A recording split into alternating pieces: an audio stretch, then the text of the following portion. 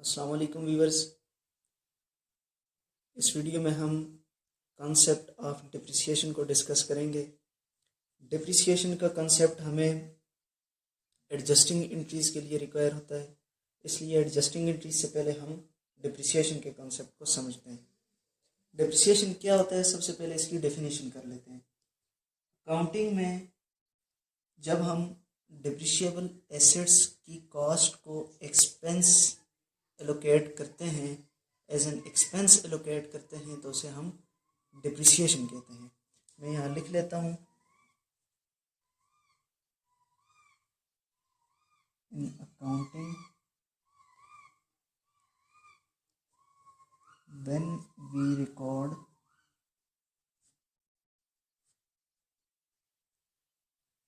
The cost of depreciable assets to expense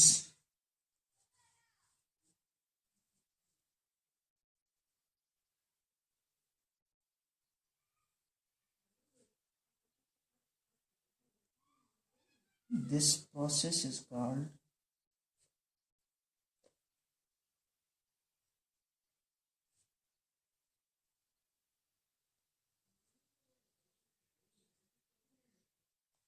ठीक है जी। Accounting में जब हम कॉस्ट ऑफ डिप्रिशिएबल एसेट्स को एक्सपेंस शो करते हैं या रिकॉर्ड करते हैं, तो इसको हम डिप्रिसिएशन कहते हैं। अब डिप्रिशिएबल एसेट्स कौन से होते हैं? डिप्रिशिएबल एसेट्स वो एसेट्स होते हैं जिनकी हमारे पास फिजिकल एग्जिस्टेंस होती है और वो फिजिकली कंज्यूम नहीं होते, बल्कि उनकी यूजफुल लाइफ डिक्रीज होती है, यानी वो वार्न आउट हो जाते हैं या ऑब्सोलीट हो जाते हैं, मतलब कि वो पुराने हो जाते हैं या ख़राब हो जाते हैं, लेकिन फिजिकली वो कंज्यूम नहीं होते। मैं लिख लेता हूँ डिप्रिशिएबल एसेट्स की definition. Those physical objects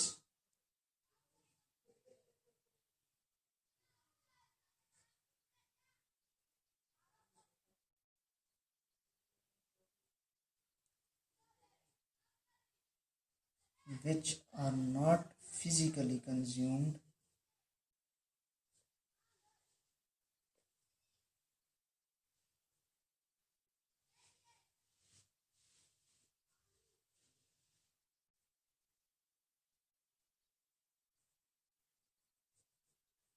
are not physically consumed but they worn out, sorry pen खत्म हो गया, they become obsolete। ठीक है जी। वो फिजिकल ऑब्जेक्ट्स जो फिजिकली कंज्यूम नहीं होते, लेकिन वो ऑब्सोलीट हो जाते हैं, पुराने हो जाते हैं, ख़राब हो जाते हैं। ठीक है जी।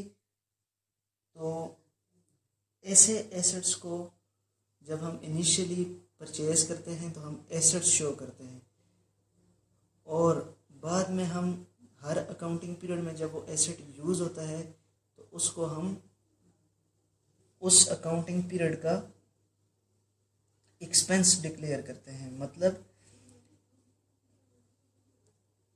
हर एक पीरियड में, ईच पीरियड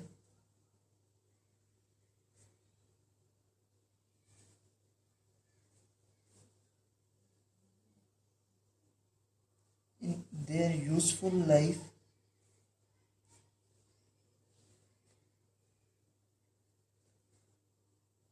expires, कम हो जाती है, थोड़ी हो जाती है। तो जितनी उनकी यूज़फुल लाइफ एक्सपायर होती है, उसके अकॉर्डिंग हम उस एसेट की कॉस्ट में से एक्सपेंस को अलग कर लेते हैं। So we record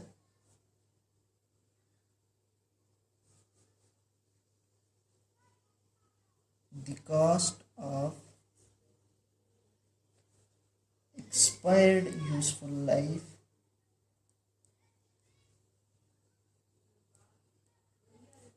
to the expense of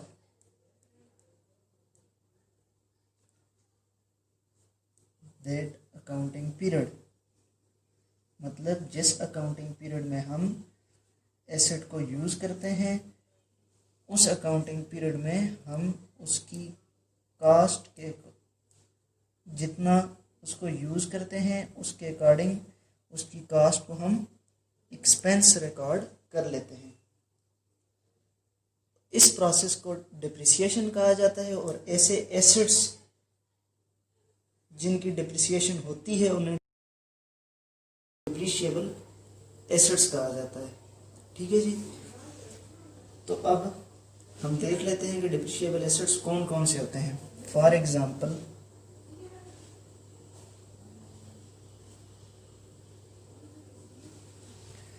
building हो गई,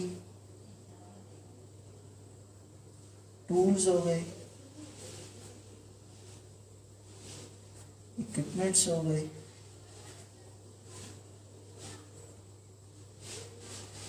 फर्निशेस,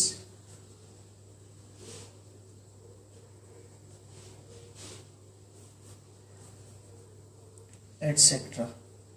लेकिन लैंड को हम डिप्रिशिएबल एसेट्स नहीं कह सकते क्योंकि उसकी यूजफुल लाइफ अनलिमिटेड होती है, इसलिए लैंड डिप्रिशिएबल एसेट नहीं है।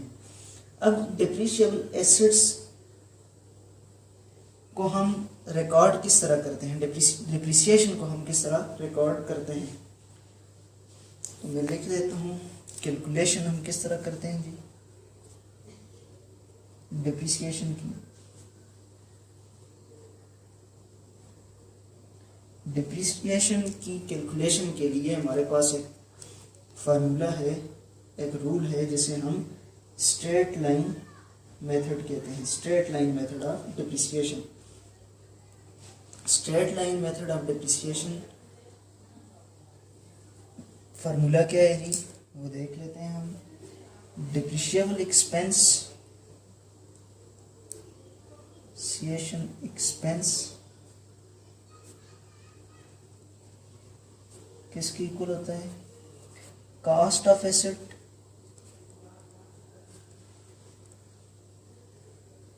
Divided by estimated useful life. Estimated useful life.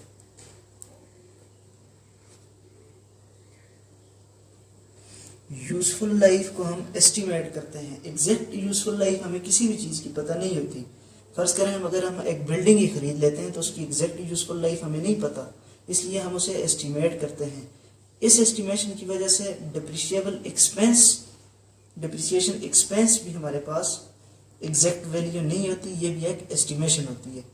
Depreciation expense हमारे पास एस्टिमेशन होती है, एग्जैक्ट वैल्यू नहीं होती। अलबत्ता ये उसका फार्मूला होता है, इससे हम डिप्रिसिएशन एक्सपेंस कैलकुलेट कर लेते हैं। अब हम देख लेते हैं कि हम डिप्रिसिएशन एक्सपेंस को रिकॉर्ड किस तरह करते हैं। How we record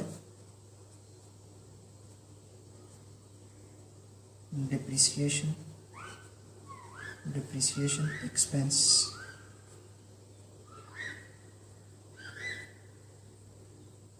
depreciation expense को रिकॉर्ड करने का ये तरीका है कि जब हम कोई भी एसेट खरीदते हैं,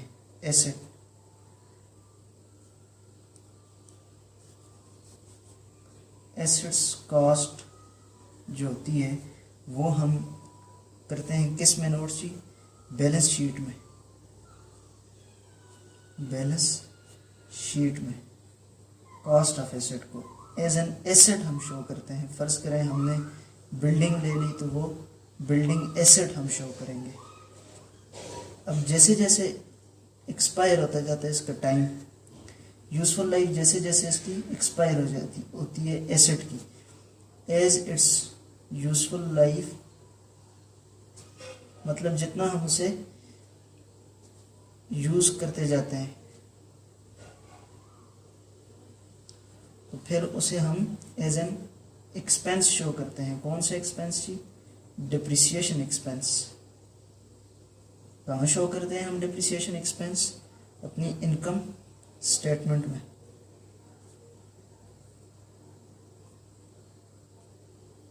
इनकम स्टेटमेंट में हम डिप्रिसिएशन एक्सपेंस शो करते हैं। और एक्यूमुलेटेड डिप्रिसिएशन को हम किधर लेके जाते हैं? एक्यूमुलेटेड डिप्रिसिएशन को हम इस एसेट का जो कास्ट होता है बैलेंस शीट में, उससे माइनस कर लेते हैं। किसको? Accumulated depreciation. एक्यूमुलेटेड डिप्रिसिएशन अब क्या होता है? एक तो वो यूजफुल लाइफ जो एक्सपायर हो गई वो डिप्रिसिएशन एक्सपेंस हो गया। अब जो यूजफुल लाइफ उसकी रहती है वो आती है accumulated depreciation, remaining useful life.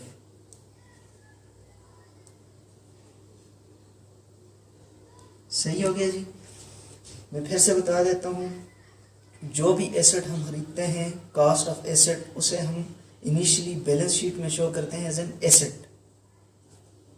ठीक है। जैसे हम उस एसेट को यूज करते जाते हैं, उसकी यूजफुल लाइफ एक्सपायर होती जाती है, तो वो हमारे पास उस अकाउंटिंग पीरियड का एक्सपेंस हो जाता है, तो उसे हम डिप्रिसिएशन एक्सपेंस शो कर लेते हैं। कहाँ? इनकम स्टेटमेंट में। और एक्यूमुलेटेड डिप्रिसिएशन वापस हमारे पास बैलेंस शीट में आ जाती है उसी एसेट से सब्ट्रैक्ट होने के लिए। एक्यूमुलेटेड डिप्रिसिएशन क्या होती है? Remaining useful life of that asset. ठीक है जी। होपफुली आपको कंसेप्ट ऑफ डिप्रिसिएशन समझ आ गया होगा। अब हम जाते हैं एडजस्टिंग एंट्रीज पर। अपनी नेक्स्ट वीडियो में मैं एडजस्टिंग एंट्रीज को डिस्कस करूंगा। आपको ये वीडियो पसंद आई है तो इसे लाइक ज़रूर करें। अल्लाह हाफिज़।